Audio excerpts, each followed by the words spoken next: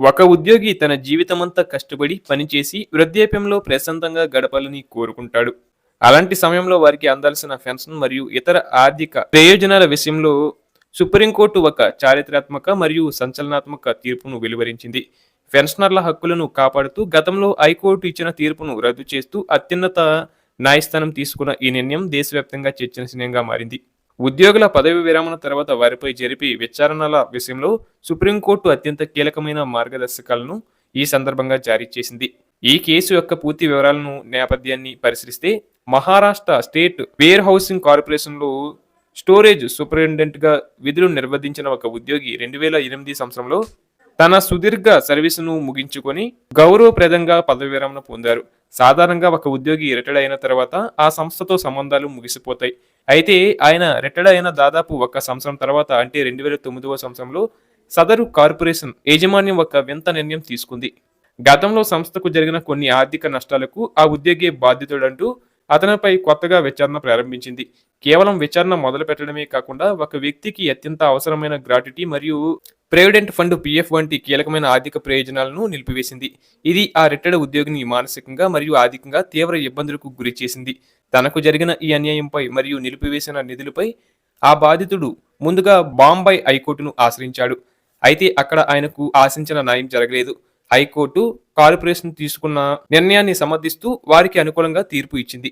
దీంతో నిరాశ చెందిన బాధితుడు ఏమాత్రం వెనక్కి తగ్గకుండా తన హక్కుల కోసం సుప్రీంకోర్టులో అప్పీళ్లు వేశాడు. ఈ కేసును జస్టిస్ జీకే మహేశ్వరి మరియు జస్టిస్ విజయ్ బిస్టేలతో కూడిన ధర్మాసనం అత్యంత లోతుగా విచారించింది. విచారణ సమయంలో ధర్మాసనం కొన్ని ప్రాథమిక సూత్రాలను స్పష్టం చేసింది. ఏ సంస్థ అయినా సరే వారి సర్వీసు నిబంధనలతో పదవి విరమణ తర్వాత కూడా పాత తప్పులపై విచారణ జరపవచ్చు అనే స్పష్టమైన నిబంధన ఉంటే తప్ప ఒక వ్యక్తి రిటైర్డ్ అయిన తర్వాత వారిపై కొత్తగా విచారణలు చేపట్టడం చట్టవిరుద్ధమని కోర్టు తేల్చి చెప్పింది. సర్వీస్ రూల్స్ లో లేని అధికారాన్ని ఉపయోగించి ఒక మాజీ ఉద్యోగిని వేధించడం ఏమాత్రం ఆమోదయోగ్యం కాదని సుప్రీంకోర్టు తెలిపింది. పదవి విరమణ చేసిన వ్యక్తికి అందాల్సిన సేవకు దక్కిన ప్రతిఫలాలని వాటిని చట్టవిరుద్ధమైన కారణాలతో నిలిపివేయడం రాజ్యాంగ విరుద్ధమని కోర్టు అభిప్రాయపడింది. ఈ క్రమంలోని గతంలో బాంబే హైకోర్టు ఇచ్చిన పాత ఉత్తర్వులను సుప్రీంకోర్టు పూర్తిగా రద్దు చేసింది. బాధితుడిపై కార్పొరేషన్ చేపట్టిన అన్ని రకాల విచారణలను మరియు చర్యలను తక్షణమే కొట్టివేసింది. అంతేకాకుండా సదరు ఉద్యోగికి రావాల్సిన గ్రాట్యుటీ, పిఎఫ్ మరియు ఇతర రిటైర్మెంట్ బెనిఫిట్స్ అన్నిటినీ లెక్కగట్టి వాటిని కేవలం 8 వారాల గడువులోగా చెల్లించాలని ఆదేశించింది.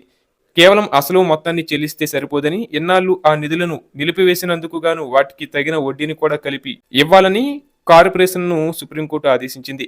ఈ తీర్పు కేవలం ఆ ఒక్క ఉద్యోగికి మాత్రమే పరిమితం కాకుండా దేశవ్యాప్తంగా ఉన్న లక్షలాది మంది ప్రభుత్వ మరియు ప్రభుత్వ రంగ సంస్థల ఉద్యోగులకు ఒక పెద్ద రక్షణ కవచంగా నిలుస్తుంది. పదవి విరమణ తర్వాత పెన్షనర్లను ఏవైనా కారణాలు చూపి వేధించాలనుకునే అధికారులకు ఈ తీర్పు ఒక గట్టి హెచ్చరిక వంటిది. నిబంధనల పేరుతో కాలయాపన చేస్తూ పెన్షనర్ల ఆర్థిక ప్రయోజనాలను అడ్డుకోవడం ఇకపై సాధ్యం కాదని ఈ చారిత్రక తీర్పు స్పష్టం చేసింది.